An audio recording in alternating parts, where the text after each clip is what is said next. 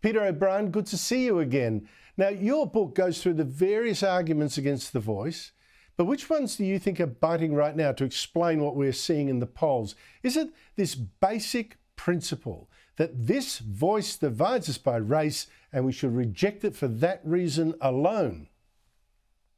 I wish that were the case, Andrew, but I think the two factors that I think are cutting through is the first one is people are just getting so sick of having Aboriginal exceptionalism thrust down their throat, having welcome to country and acknowledgement of elders and flags and all the rest of it. People are getting just fed up to the back teeth with it.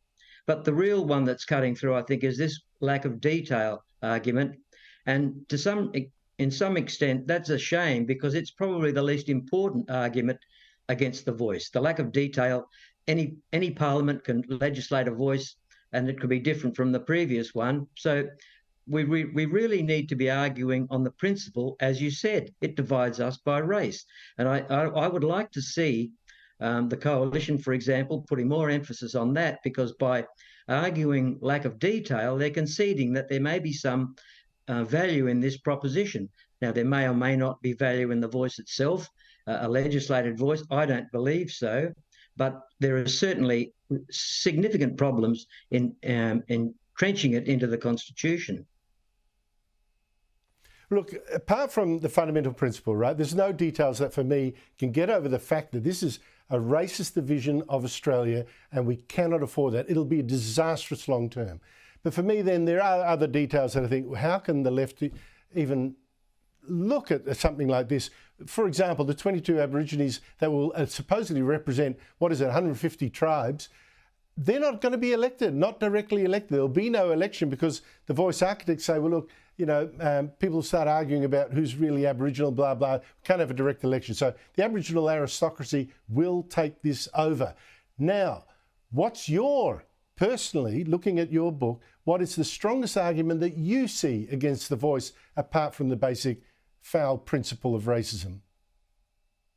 Well, fundamentally, it undermines our national sovereignty by putting in place a mechanism through which Aboriginal activists will work continuously to entrench their own separate sovereignty. So it undermines our sovereignty and it undermines our national unity. I think that's absolutely correct. I mean, we're seeing it already. We're seeing it already, the anger and the vitriol and the abuse. Australians are racist if you don't support this as the Prime Minister. I mean, this is just appalling what it's doing to us. But what chance do you think that Australians will still, despite all this, say yes to a voice in our Constitution? Andrew, I think the odds are now working against this voice. I think it will go down. History suggests that it will.